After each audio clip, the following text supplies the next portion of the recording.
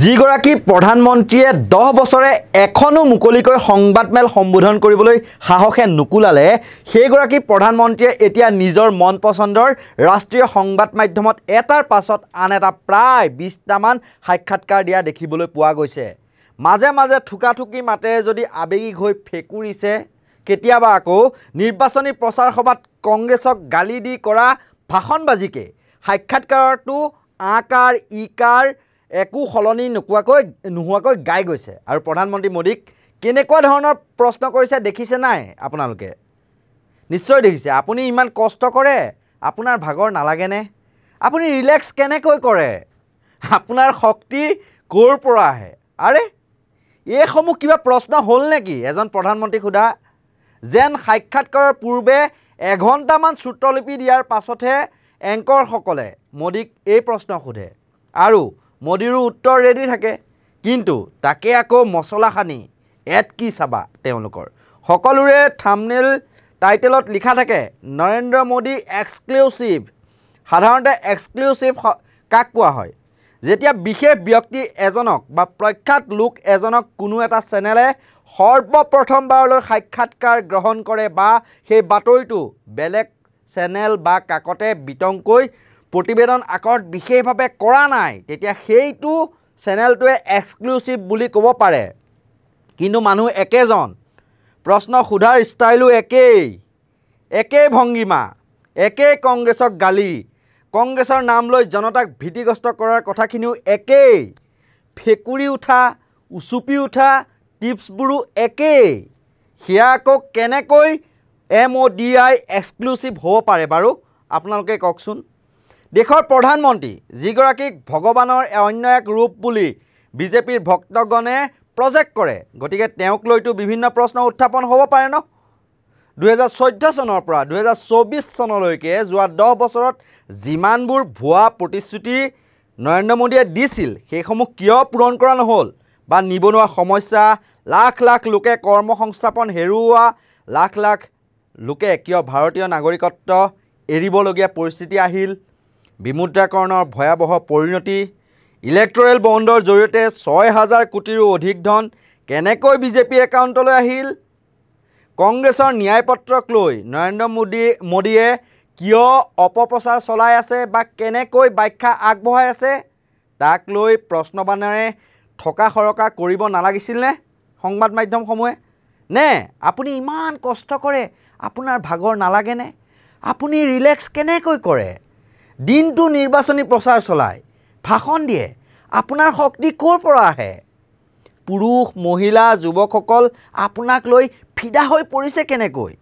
এনেকুৱা ধৰণৰ তেল মাখন ঘি সানি এনেকুৱা ধৰণৰ যদি প্ৰশ্ন দেশৰ প্ৰধানমন্ত্ৰীক সোধে গদি মেডিয়া এংকৰে, ভাবক কি অৱস্থালৈ গৈ আছে।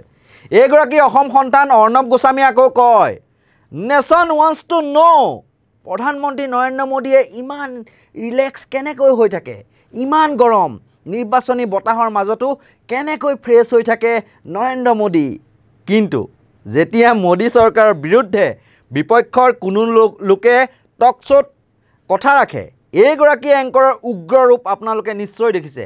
কি টেটু ফলাচিয়ৰ, টেবুলত ঢকিয়াই আঙুলি টোঁৱাই অভব্য আচৰণ দেখুৱাই বিৰোধীৰ ক্ষেত্ৰত বিৰোধী পক্ষই বক্তব্য সম্পূৰ্ণকৈ ৰাখিবই নাপায়, মাজতে উভতি ধৰি মোদী চৰকাৰৰ সপক্ষে ওকালতি কৰাত লাগি যায় এইগৰাকী উগ্ৰ anchor Arnab Goswami.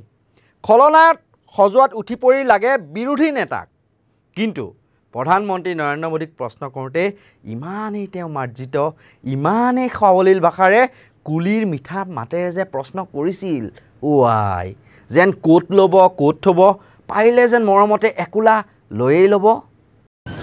Nation wants to know आप इतने रिलैक्स्ड कैसे रहते हैं?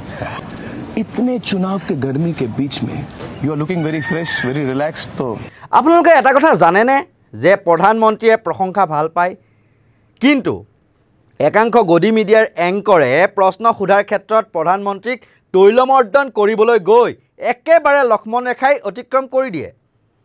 এটা সময়ৰ এটা বিশেষ সাক্ষাৎকাৰৰ কথা আপোনালোকৰ নিশ্চয়কৈ মনত আছে।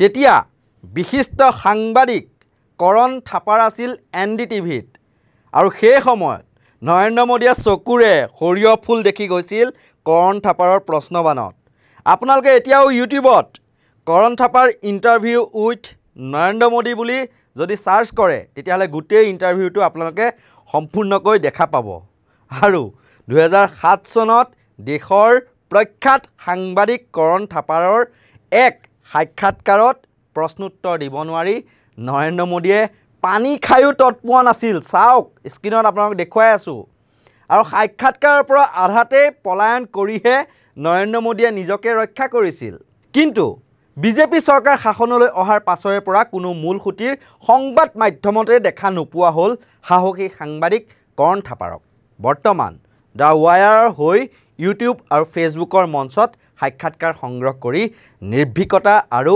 নিৰপেক্ষতা প্ৰদৰ্শন কৰি আছে কৰণ থাপাৰে এতিয়া অতি মধুৰ আৰু অমায়িক মৰমীয়াল সাংবাদিকৰ উপস্থিতিত গৌতম আদানীৰ মালিকীস্বত্ব থকা NDTVত সাক্ষাৎকাৰ দিবলৈ সাহস কৰা হ'ল প্ৰধানমন্ত্ৰী নৰেন্দ্ৰ মোদীয়ে আৰু এটা সময়ত যি NDTVয়ে গিলাছে পানী খুৱাবলৈ বাধ্য হৈছিল সেই সময়ত নৰেন্দ্ৰ মোদী কিন্তু এতিয়াৰ গদি মিডিয়াৰ এংকৰসমূহ মোদী বন্দনাত ব্যস্ত তেওঁলোক লাগিলে সমগ্ৰ দেশ এফালে হওক বা দেশৰ জনগণই অসন্তুষ্টিয়ে ভৰাই তোলক তথাপি মজবুত দেৱাল হৈ প্ৰধানমন্ত্ৰী নৰেন্দ্ৰ মোদীক সুৰক্ষা দিব গদি মিডিয়াৰ অতন্দ্ৰ প্ৰহৰী বা যুঁজাৰুসকলে তৈলমৰ্দন কৰি মিঠা মাতেৰে প্ৰশ্ন কৰাতকৈ প্ৰধানমন্ত্ৰী নৰেন্দ্ৰ মোদীক কৰ্ণাটকৰ এইগৰাকী প্ৰজ্জ্বল ৰমন্নাক কিয় টিকট দিয়া হ'ল বা তেওঁৰ হৈ কিয় নিৰ্বাচনী প্ৰচাৰ চলাই তেওঁৰ হৈ ভোট মাগিলে প্ৰধানমন্ত্ৰী নৰেন্দ্ৰ মোদীয়ে এইবোৰ প্ৰশ্ন কৰিব নোৱাৰিলেহেঁতেনে যিগৰাকী লোকৰ পেন ড্ৰাইভত প্ৰায় 3000 অশ্লীল ভিডিঅ' উদ্ধাৰ হৈছিল আৰু ঘটনা পোহৰলৈ অহাৰ পাছত কিয় তেওঁক জাৰ্মানীলৈ পলায়ন কৰাৰ সুযোগ দিয়া হ'ল এইসমূহ প্ৰশ্ন উঠিব লাগিছিল মহিলা মল্লযুঁজক যৌন নিৰ্যাতন চলোৱাৰ অভিযোগ উঠা ব্ৰিজভূষণ চৰণ সিঙৰ পুত্ৰ কৰণ সিঙক কিয় প্ৰাৰ্থিত্ব প্ৰদান কৰা হ'ল কিন্তু এইবোৰ প্ৰশ্নৰ পৰিৱৰ্তে গদি মিডিয়াৰ এংকৰে সোধে কি বোলে এইবাৰ পূৰ্বৰ তুলনাত মহিলা আৰু যুৱক যুৱতীৰ সমৰ্থন বৃদ্ধি পাইছে আপোনাক লৈ আৰু ইয়াৰ ক্ষেত্ৰত আপোনাৰ প্ৰতিক্ৰিয়া কি মোদীও খুশ মিডিয়া হাউচৰ মালিকো খুশ সকলো খুশ কিন্তু চলি কে পিছে কিয়া হে চলি কে পিছে সেয়া সাধাৰণ লোকেও জানে সহজতে বুজিব পৰা হৈ গৈছে তেওঁলোক কিয়নো झूठ बोलो बार बार झूठ बोलो जो भी बोल सकते हैं सब झूठ बोलो जहां भी बोल सकते हैं झूठ बोलो जितनी बार बोल सकते हैं झूठ बोलो তথাপিও টেঙা আম বজাৰত কেইবাৰ বেছি গ্ৰাহকক ঠগিব বাৰু আমাৰ বিশেষ প্ৰতিবেদনৰ মোৰ সৈতে সহায় সহযোগিতা আগবঢ়ালে ভিডিঅ' জাৰ্নেলিষ্ট পাৰ্থপ্ৰতিম বৰদলৈ আৰু ভিডিঅ' এডিটৰ চন্দন ৱাৰিয়ে আৰু এনেকুৱা ধৰণৰ সত্য নিৰপেক্ষ যিসমূহ বিশ্লেষণ তাৰ বাবে আপোনালোকে চাই থাকিব নৰ্থ ইষ্ট নাও আৰু আপোনালোকে যি মৰম চেনেহ আমাক দিছে সেয়া নিশ্চয়কৈ আমাৰ গ্ৰাম্য আমাৰ এই ভিডিঅ'টো চাই কেনে পালে আপোনালোকে কমেণ্ট বক্সত জনাবলৈ নাপাহৰিব আৰু যদিহে আপোনালোকে ফেচবুকত চাই আছে তেতিয়াহ'লে নৰ্থ ইষ্ট নাও ভিডিঅ' আৰু এনি নাও নিউজ যিটো ফেচবুক পেজ সেয়া আপোনালোকে ফ'ল' কৰি দিব আৰু যদি আপোনালোকে ইউটিউবত চাই আছে তেতিয়াহ'লে আমাৰ নৰ্থ ইষ্ট নাও ইউটিউব চেনেলটো ছাবস্ক্ৰাইব কৰি দিবলৈ নাপাহৰিব আৰু ইয়াৰ লগে লগে মই কল্পজ্যোতি শইকীয়াই বিদায় লৈছোঁ ধন্যবাদ